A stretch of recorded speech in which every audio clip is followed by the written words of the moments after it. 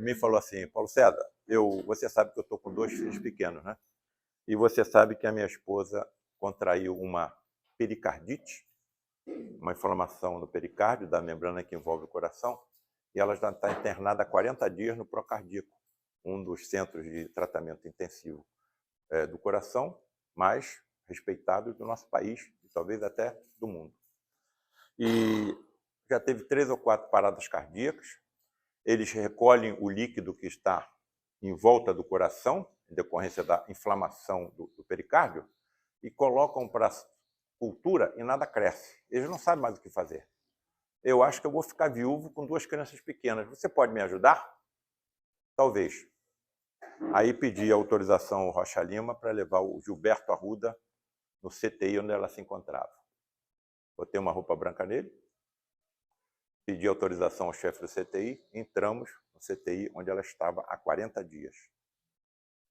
Uma parafernália, mais de 30 ou 40 boxes, só pacientes graves, nos aproximamos, estava ela em respiração intensa, tentando respirar com uma dificuldade danada, e eu olhei aquele quadro e falei, Gilberto, eu acho que nós não vamos ter muita coisa a fazer. Calma, Paulo.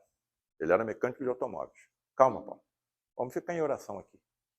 Aí ficamos ali em oração durante alguns minutos.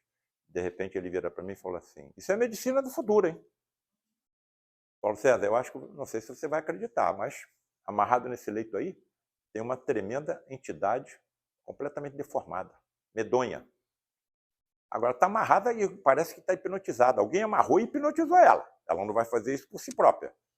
E dessa entidade estão partindo prolongamentos negros, parece pinche, e estão envolvendo o coração, o rim e o cérebro dela. Esses medicamentos todos que eles estão dando, não está conseguindo chegar onde tem que chegar. E aí o que nós vamos fazer? Vamos continuar em orações. Daqui a pouco ele vira e fala assim, olha, o Frederico chegou aqui com um grupo de médicos e enfermeiros. Já removeram a entidade.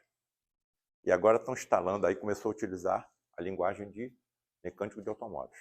Está colocando uns vasos de vidro, parece cristal, com líquido verde lindo, parece esmeralda, com umas mangueiras, ele não falou tubo, mangueiras, e estão canalizando esse líquido verde para o corpo dela.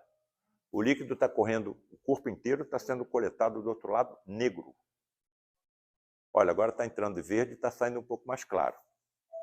Agora está entrando verde e está saindo verde. Parece que algum trabalho de purificação foi feito. Bom, agora estão começando a retirar o equipamento, estão saindo, mas deixaram um enfermeiro de prontidão aí do lado dela. E aí? Terminou? Não. Chama o marido dela aqui. Aí eu fui lá fora, Fernando, olha, calma, você pediu que eu te ajudasse. Estou tentando, tá? Então vamos lá, que parecem que querem te dar uma prova de que tua esposa foi ajudada. E aí chegamos, já não era mais a personalidade do Gilberto, era outra. O Frederico estava encarnado nele. Entendo a encarnação como um fenômeno superior à incorporação. Toma conta completa do corpo do médium. O médium nada percebe, depois nada se lembra. E aí a entidade disse para mim, através de Gilberto, Paulo César, estenda a sua mão. Eu estendi. E aí ele colocou a mão em cima da minha. Ficou alguns segundos, depois levantou a mão. E a palma da minha mão estava preenchida por um coágulo de sangue ainda quente. E o marido dela vendo. Falei, calma, Fernando, é para te dar uma prova de que você foi atendido no seu pedido, tá bem? Vou lá no banheiro, lavo minha mão, volto. Quando eu volto, no box em frente, tinha uma senhora com o marido encomiduzido, com os olhos arregalados, olhando para nós, porque ela viu o que aconteceu, principalmente com água. O que eu ia fazer? Me aproximei, dei umas palavras de consolo, de confiança, de coragem, voltei. E aí, Gilberto? Já era o Gilberto agora falando, tá tudo bem, já podemos sair. Aí saímos. Daquele dia em diante, tudo que estava sendo feito sem resultado começou a dar resultado. 1 ou 2 dias ela saiu do CTI e foi para a semi-intensiva. 1 ou 2 dias saiu da semi-intensiva e foi para o quarto. 1 ou 2 dias saiu do quarto, foi para casa e hoje é avó. Aí eu pensei assim comigo,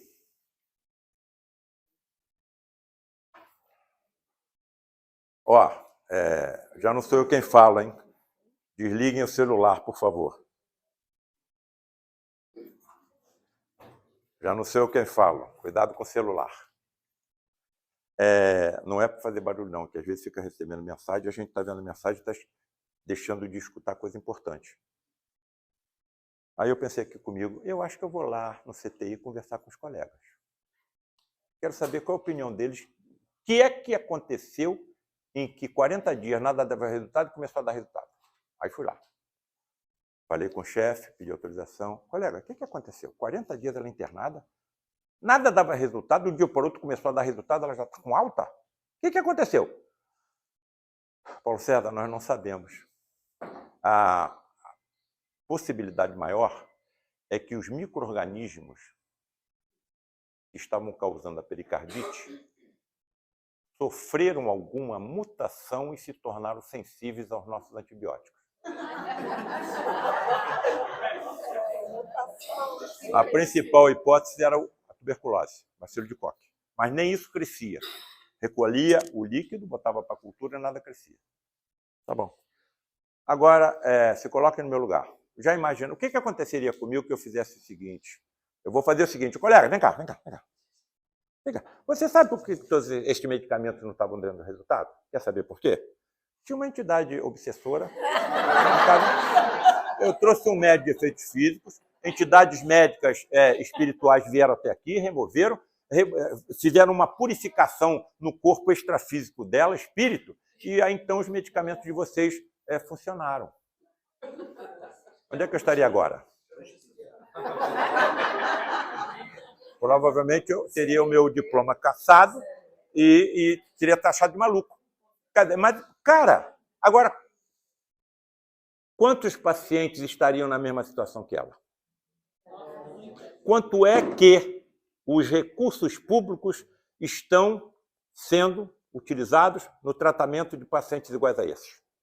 Alguém conhece algum CTI aqui que a prece seja uma das ferramentas? Mas no futuro vai ter. Quando a ciência comprovar a potência energética do pensamento e da prece. Aliás, as senhoras e as meninas que estão aqui sabem que não existe força mais poderosa no universo do que a prece da mãe pelo filho. Segundo Emmanuel, arromba as portas do céu. Certo? Vamos lá, próximo. Tem um relato que o senhor contou uma vez também, que eu já vi numa de suas palestras, que eu acho fantástico, aquele do seu amigo. Vou chegar. Está aqui. Bom, então, olha o meu amigo aí, Sérgio Felipe de Oliveira. Em 2011, através de pesquisas da glândula pineal com difração de raio-x e tomografia computerizada, relatou a presença dos cristais de apatita magnetizados, capazes de repelir e atrair campo de energia. Quanto maior o número de cristais numa glândula pineal, maior a capacidade de uma pessoa captar energia. Está mais ou menos demonstrado que a ciência está revelando o que precisa. E se a engenharia genética puder atuar na glândula pineal de um médico no futuro, aumentando o depósito de cristais de apatita na sua pineal. Estão percebendo? Estão percebendo? Parece que o flúor da água tem... Esse eu ainda não sabia. Atinge... Ainda não sei tudo. Bem, então o médium com número considerável de cristais de apatita em sua glândula pineal poderia captar e utilizar de forma inteligente suas energias físicas e extrafísicas? O que é energia física? O que é energia extrafísica? Claro que sim. Então nós somos todos deuses. Não sabemos ainda utilizar de forma inteligente as energias físicas e extrafísicas em nós em latência. E se o médico soubesse? Bom, qual a energia existente em um corpo humano com 7 octilhões de átomos, hein? 7 vezes 10 elevado a 27. É o que acontece em nós. Segundo os nossos amigos físicos, a energia existente em cada corpo humano que aqui está pode ser comparado à energia da usina de Itaipu, trabalhando em 100% na sua capacidade por 6.324 dias. Cara, presta atenção, se eu tivesse controle sobre essa energia só física em mim, eu não ia acalmar o mar e o vento, pelo menos em volta de onde eu estivesse? Será que não foi isso que o nosso amigo Jesus fez há 2.000 anos atrás, então essa energia existente em um corpo humano seria suficiente para iluminar o estado do Rio Grande do Sul por 161 anos. Aqui está a citação bibliográfica, livro Espírito e Matéria. Nós fomos falar em Portugal e pensei comigo, quantos Portugais cabem dentro do Rio Grande do Sul? 3,5. Então, a materialização de um espírito com 80, 85 quilos seria suficiente para iluminar Portugal quase pelo mesmo tempo que nós existimos como terra, por eles descoberta. Bom, aquele que crê em mim fará as mesmas obras que eu faço e outras maiores ainda. Então, me parece... Agora, isso é brincadeira. Qual foi a energia manipulada por um Cristo planetário, Jesus, para organizar um planeta inteiro igual ao nosso? A partir de uma poeira cósmica desprendida do Sol. Evidentemente, com as legiões de espíritos sob seu comando. Então, isso é brincadeira. O que ele fez, acalmar o mar e o vento, foi uma brincadeira, diante do que ele é capaz. Segundo o Emmanuel, os sistemas solares onde Jesus se desenvolveu nem existem mais. Então, há quanto tempo ele existe? Esse é o meu futuro? Esse é o nosso futuro? Tudo indica que sim, principalmente através das revelações trazidas pelo Consolador prometido por ele, a terceira revelação. Então, nós somos os bem-aventurados por termos o espiritismo conosco. Qual é o médico que vai acreditar nisso? Tatiana, eu vou cuspir na terra, vou aplicar aquela massa, aquela lama na vista de um cego, ele vai voltar a enxergar? Pelo amor de Deus! Estão vendo o que afasta as classes eruditas dos templos? A falta de explicações lógicas e racionais. Presta atenção na imagem que eu vou mostrar agora. O médium Gilberto Arruda cuidando de um paciente no leito e, nitidamente, se vê alguma coisa esbranquiçada saindo pela boca e pelo nariz dele. Ectoplasma. Sai principalmente pela boca, pelo nariz e pelo ouvido, sai pelos poros. E se isso tivesse acontecido há 2.000 anos, o que eu ia pensar? Ele cuspiu na terra. E se eu tivesse conhecimento científico como médico, segundo informações mediúnicas preciosas, precisas, confiáveis, para cada célula do meu corpo físico, eu tenho uma no corpo perispiritual, extrafísico. E se eu soubesse como teletransportar células do meu perispírito ou do perispírito do olho de um cego para o seu olho físico? Energia não vai faltar. O que eu preciso é saber como controlar essa energia. Eu vou curar todo mundo. Não chegou o momento, nós somos um planeta de provas e expiações, onde o mal ainda predomina, então nós estamos enfrentando aquilo que estamos colhendo, nessa vida e nas anteriores. Por que os médicos de hoje não conseguem realizar essas curas mediúnicas? Não temos ainda inteligência nem a constituição genética apropriada para que possamos utilizar os os suprassentidos mediúnicos utilizados, por exemplo, por Jesus. Não dá ainda. A mediunidade não está na genética, mas eu vou precisar de sentidos diferentes dos humanos normais para que eu possa ter a visão por transparência, a visão microscópica. Como é que meu pai via tudo? Com o olho fechado e com o olho aberto. Como é que meu pai atravessava janelas de comunicação? Eu posso considerar como buracos negros, ou, segundo os nossos físicos, buracos de minhoca, que são buracos negros bem menores. Ele atravessava essas comunicações entre universos paralelos.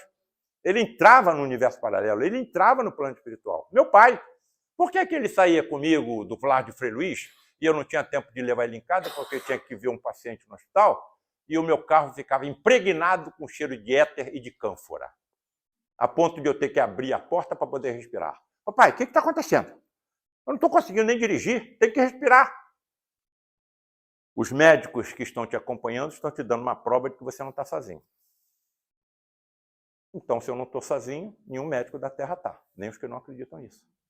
Estão percebendo as portas que o Espiritismo está nos abrindo? Eu não estou falando de filosofia, eu não estou falando de doutrina, eu estou falando de ciência. Então, é isso que vai selar a confirmação de tudo que as religiões pregam. Não existe sobrenatural, não existe milagre. Então, tudo vai ter que ser explicado mais cedo ou mais tarde. E, aliás, a pergunta, as palavras de Jesus são exatas. Não existe nada que seja oculto que um dia não seja revelado. Bem, olha como nós não temos a genética. Pensamento é energia. É composto por átomos também. Essa médium russa, Nina Kulagina, pela sua concentração, conseguia movimentar pedacinhos de papel e fósforo. Vocês botam o nome dela aí na internet que vai aparecer um filmete de 7 segundos. Filmete de 7 segundos. Só que esse filmete de 7 segundos levou 7 horas para ser feito. Porque a cada meia hora, essa médium perdia 1,5 kg da sua massa corporal.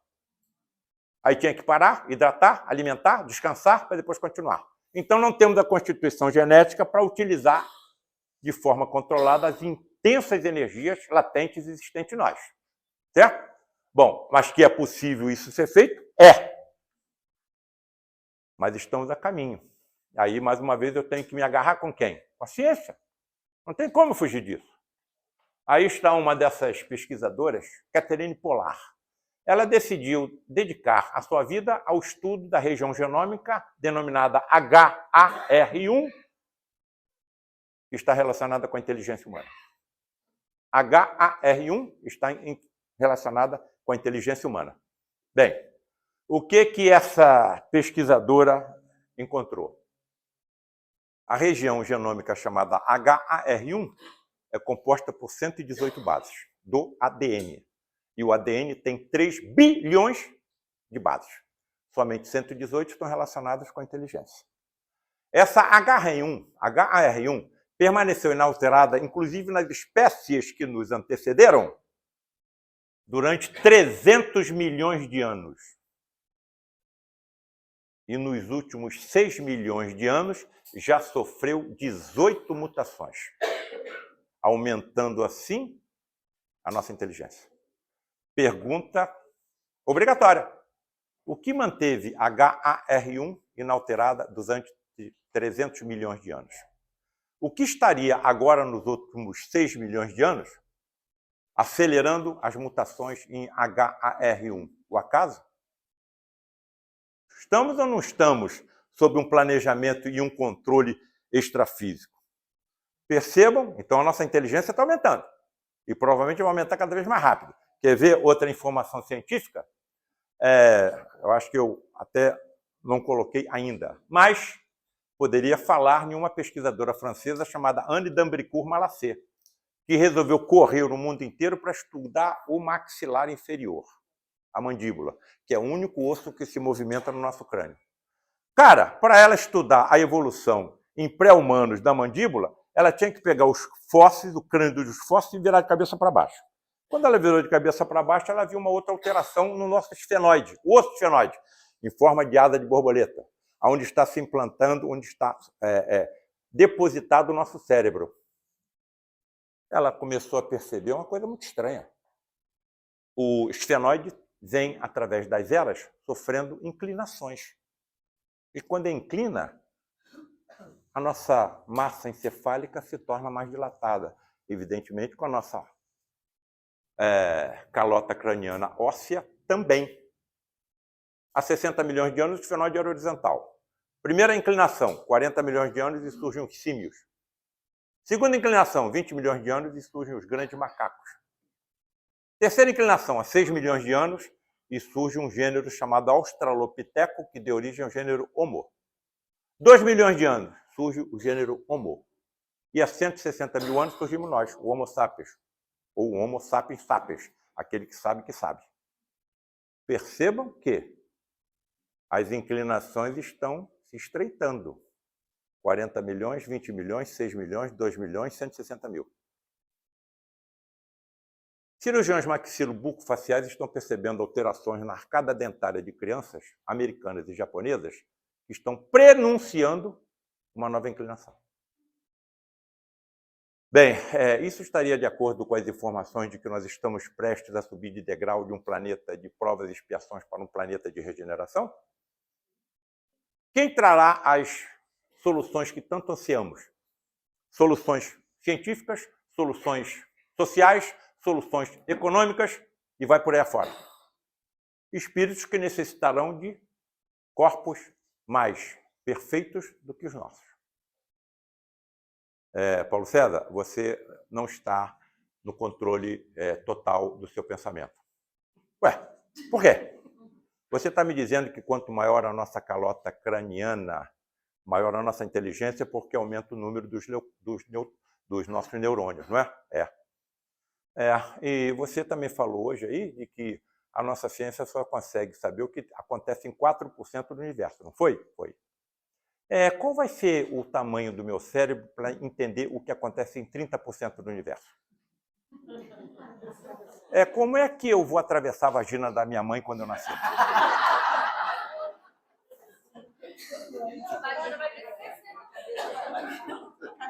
Qual é a resposta dos nossos amigos do outro plano de existência? Não é o número de neurônios que aumentará a nossa inteligência, mas sim a qualidade dos nossos neurônios. As conexões sinápticas dos nossos neurônios. Então está tudo sob controle. O acaso não existe. Agora, a medicina miodiúnica do futuro será então energia pura, mentalmente direcionada. Cara, eu vou direcionar energia. Estou lascado. Vocês não imaginam o que eu vi. Eu só podia ter casado com 2 mulheres, uma psicóloga e uma psiquiatra. Porque diante do que eu vi, eu não sei como é que eu não enlouqueci. Não enlouqueci porque eu encontrei na ciência grandes vultos que tinham visto tudo que eu vi e concluíram que era verdade. A mesma energia que o médico Jesus utilizava em seus procedimentos. Ele não estava sozinho, não, hein? Ele também não estava sozinho. Claro que ele sabia fazer isso tudo. Quem tocou nas minhas vestes? Senhor, estamos no meio de uma multidão, como é que nós vamos saber quem ele tocou? Mas eu senti sair de mim uma virtude, entendo virtude como energia. Se não foi ele diretamente que cuidou da hemorroísa, quem cuidou? Quem curou? Médicos que o acompanhavam. Se utilizaram da sua energia e da psicosfera da hemorroísa, evidentemente, caracterizada pela sua confiança, pela sua fé.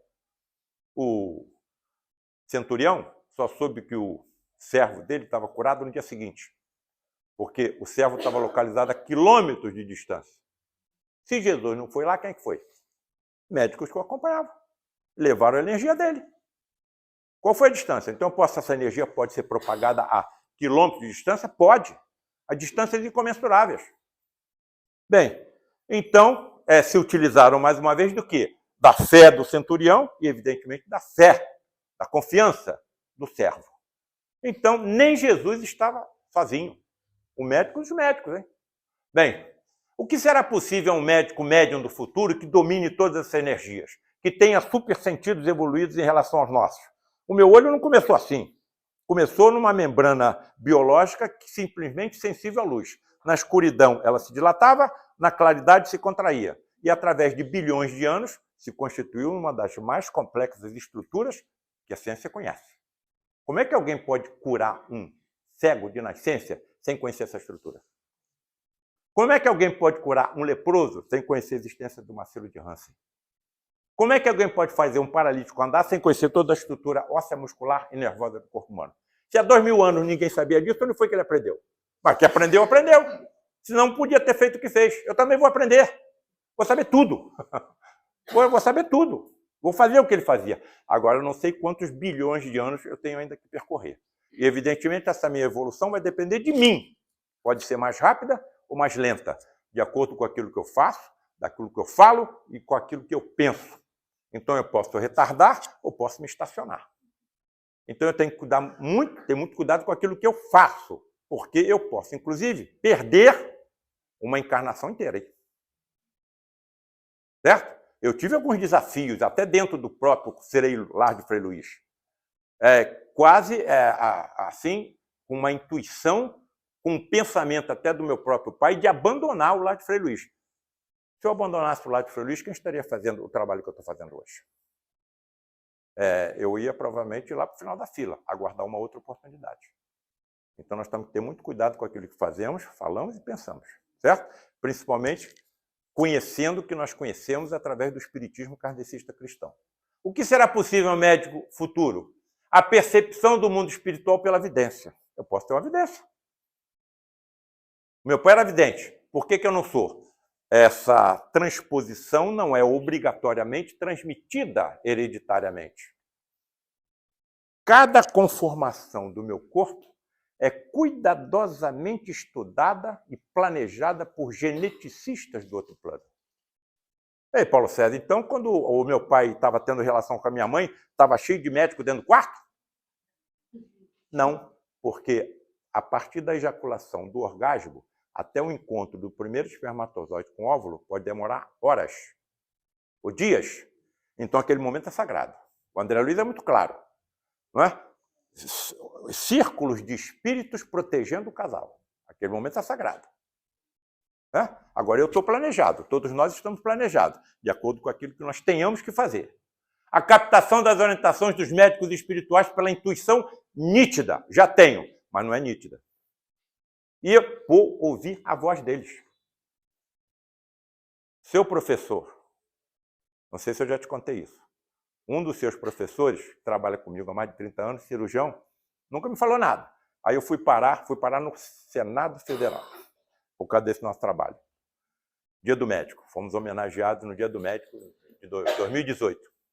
Aí, esse teu professor, que trabalha comigo há mais de 20 anos, mais de 30 anos, se aproximou então de mim. Paulo César, deixa eu te contar uma coisa que eu nunca contei para ninguém. Você sabe que eu estava de plantão no Cardoso Fonte da entrada do filho de um médico com um tiro no coração? A bala estava no coração e ele ainda estava vivo. E sob meus cuidados, o coração parou. E eu comecei a massagear, e o coração não voltava. Então, 40 minutos massageando, eu decidi parar. Tu sabe que quando eu decidi parar, nitidamente eu escutei alguém dizer no meu ouvido, continua. E eu continuei e salvei o rapaz? Ele trabalha comigo há mais de 30 anos, nunca me falou nada. Nós não temos coragem de falar. Mas todo médico, em algum momento da sua vida, percebe que teve alguma intuição, alguma ideia que ele nunca viu e fez. Comigo aconteceu. Acontece com todos. Bem, a visão por transparência. Não posso ter visão por transparência. Se todos os médicos tivessem visão por transparência, todas essas empresas que fabricam os instrumentos que utilizamos para diagnóstico iam fechar as portas. Nós íamos causar uma multidão de desempregados. Eu não posso ter visão microscópica, não vou ter controle emocional vendo imensidões de micro-organismos nas paredes da sala de cirurgia que eu estou operando, na roupa dos meus assistentes, em cima da superfície do paciente que eu vou operar. Não chegou o momento. Visão ultramicroscópica?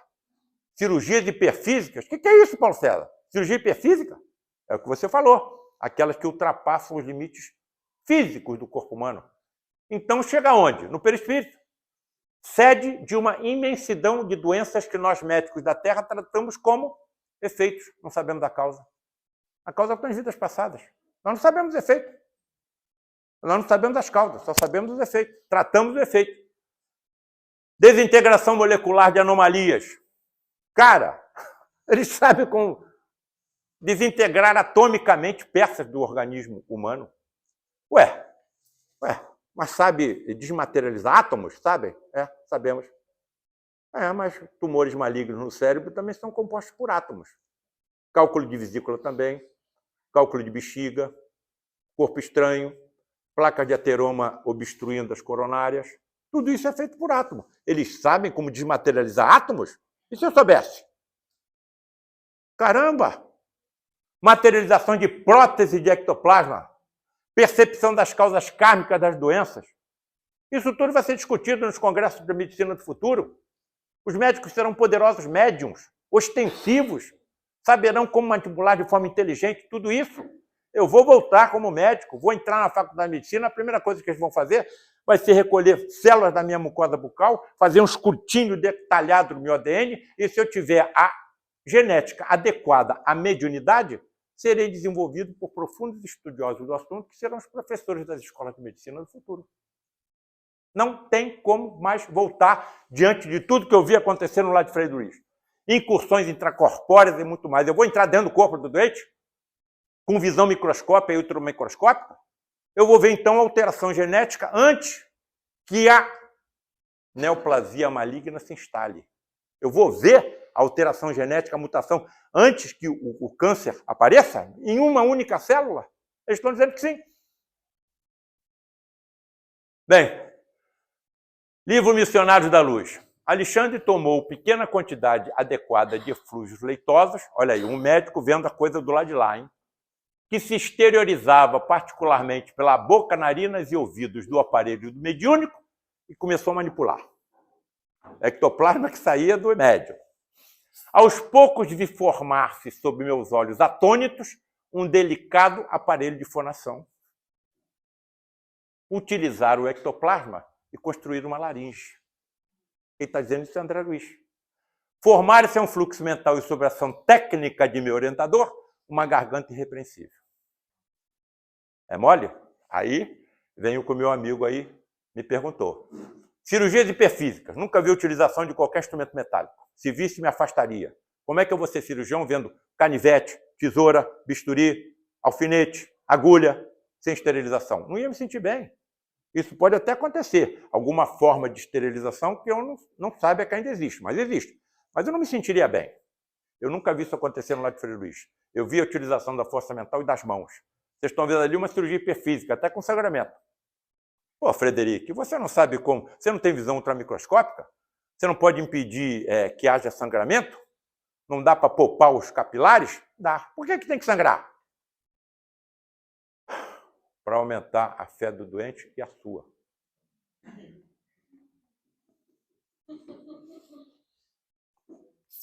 E foi o que você me perguntou.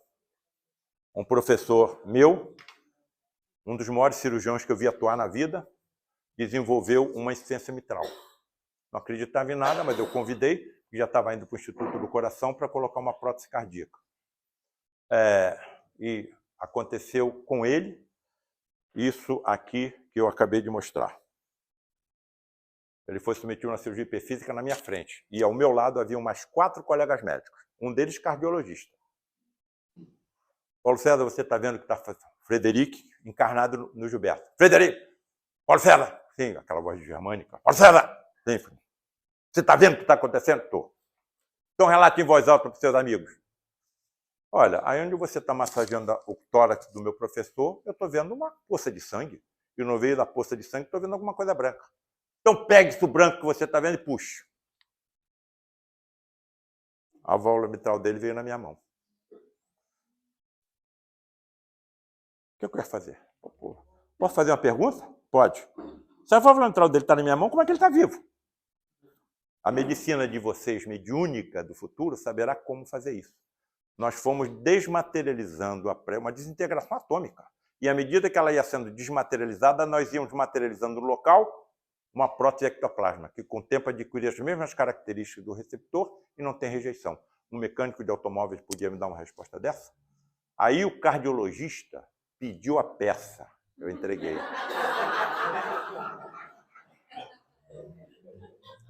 Paulo César, deixa eu ver essa peça. Está aqui. Luiz Augusto Queiroz. Luiz Augusto Queiroz. Lá do Padre Pio agora. Chegou a ser presidente do lado de Frei Luiz também. Olhou. Paulo César, até a cordoalha tendinosa está nessa peça. Esses filetes assim que impedem que a válvula mitral abra mais. Quem estava falando disso era um cardiologista. Frederico, eu posso mandar examinar isso? Pode. 2 patologistas examinaram e concluíram que era tecido cardíaco. E daquele dia em diante, tudo que ele vinha sentindo, com asma cardíaca, porque como o coração se contraía, o sangue ia para frente e para trás. Vinha para trás e se acumulava no pulmão, uma asma cardíaca. Eu era o primeiro assistente e estava realizando as cirurgias para ele. Parou de sentir tudo. Durante 7 anos, trabalhou normalmente. No final do 7º ano, teve um infarto fulminante, morreu, sem nunca ter acreditado que tinha sido submetido a uma cirurgia hiperfísica. Agora acredita.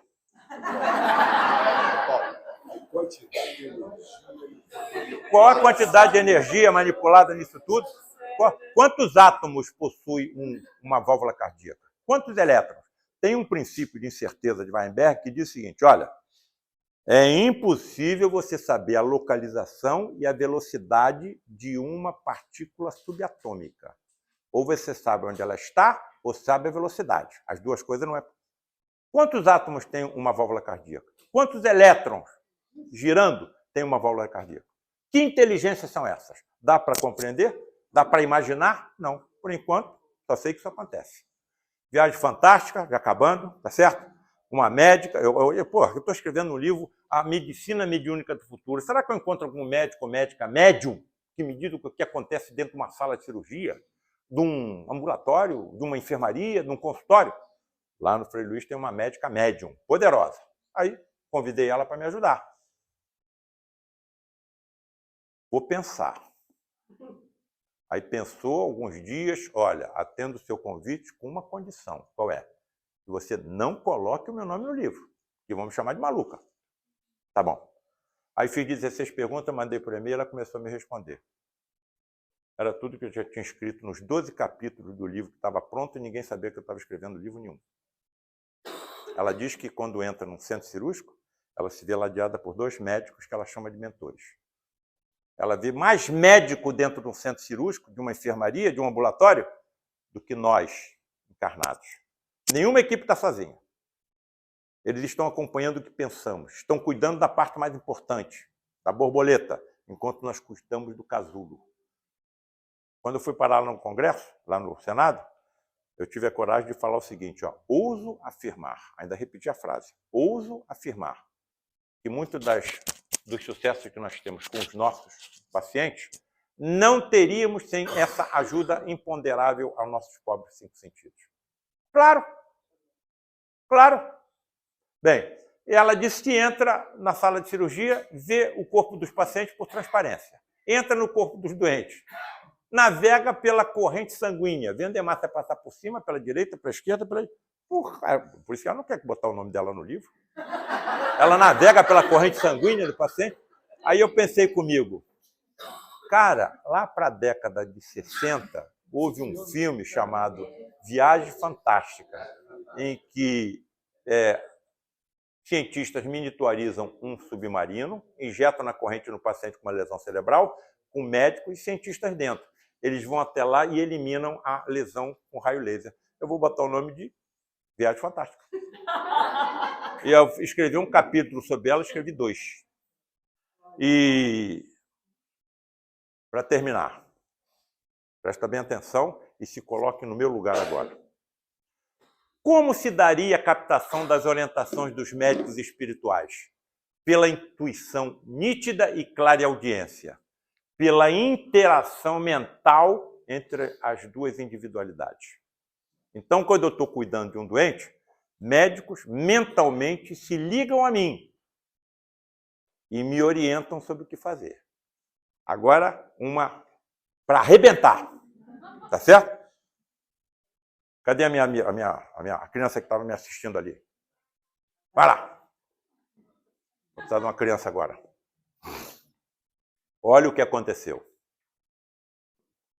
Relato de um cirurgião cardiovascular.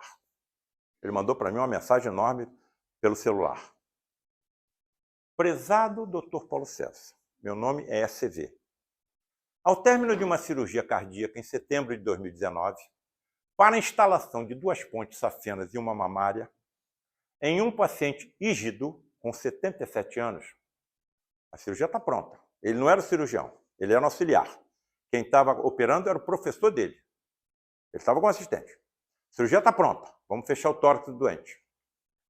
Fomos surpreendidos por uma ruptura da artéria aorta cardíaca. A artéria aorta cardíaca é o maior vaso sanguíneo do corpo humano. Rompeu e começou a jogar sangue no teto, com consequente quadro hemorrágico incontrolável. Próximo. Bota isso para girar. Aperta aí em cima. Vai. Clica aqui na setinha. Não está girando? QuickTime não disponível. Bom, eu ia mostrar para vocês, infelizmente não está girando o computador. Uma hemorragia descontrolada. As outras 2 também são a mesma coisa. Vê se as próximas gira. Clica em cima. Não funciona. Acho que tem que baixar. Eu estou sem o meu neto aqui de 4 anos, quando o meu neto me ajudava.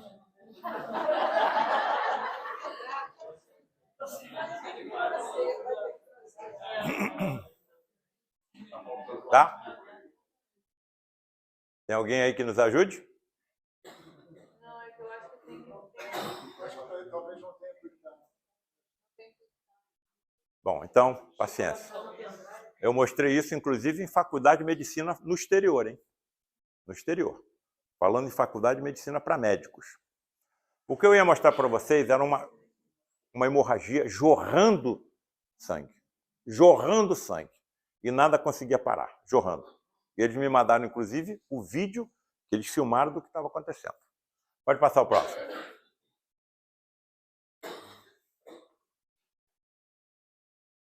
Passadas 2 horas em luta desesperada e esgotadas todas as tentativas para estancamento da hemorragia sem sucesso, lembrei dos seus livros, onde o senhor diz que nós médicos nunca estamos sozinhos, que há sempre entidades superiores nos apoiando e nos guiando. Pedi, então, em pensamento, que se existisse alguém ali me apoiando, que me fosse mostrado alguma solução para aquele caso aparentemente insolúvel. O professor já tinha desistido. Esse caso está perdido.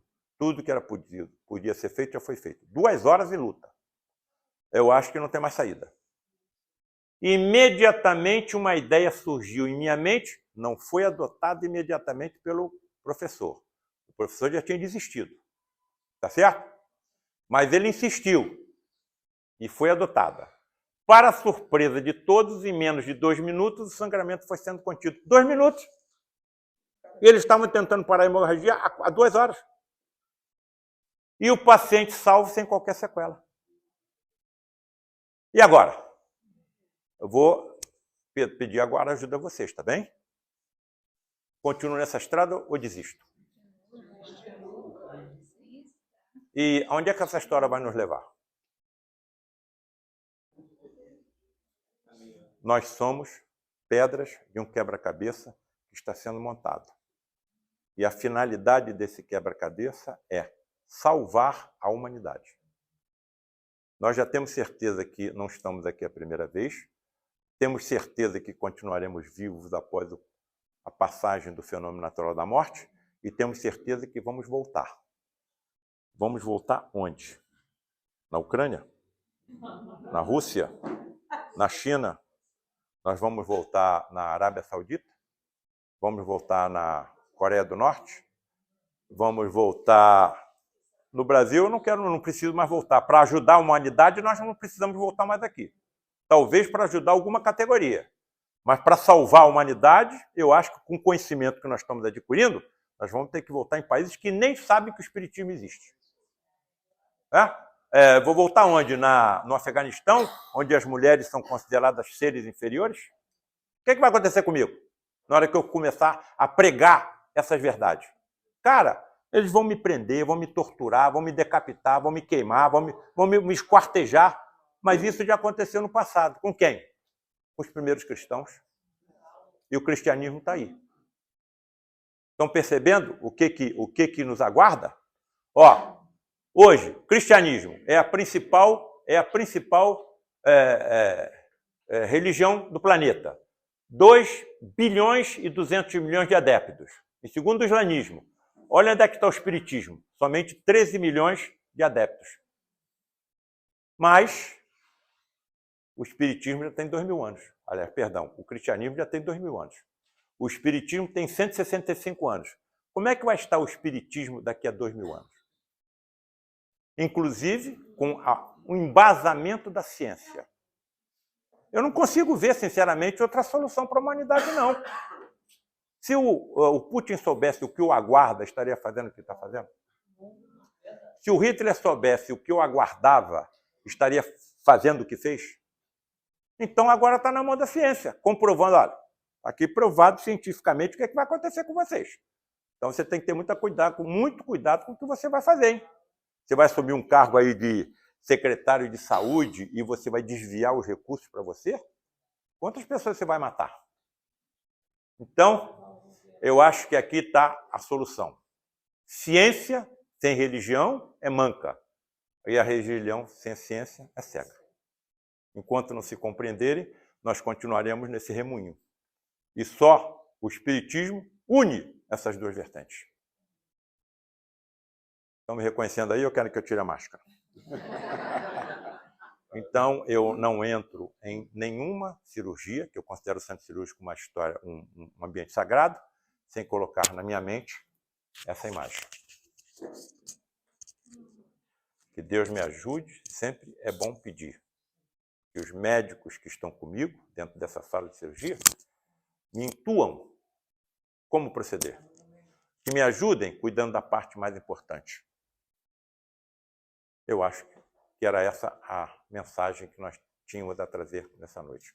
Muito obrigado pela atenção e pela gentileza.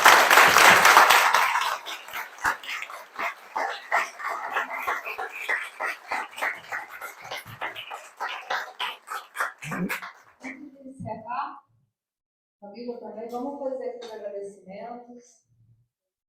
Fechar o portal, né, gente? Tudo que a gente abre, a gente precisa encerrar. Então, Maria Lúcia aqui também.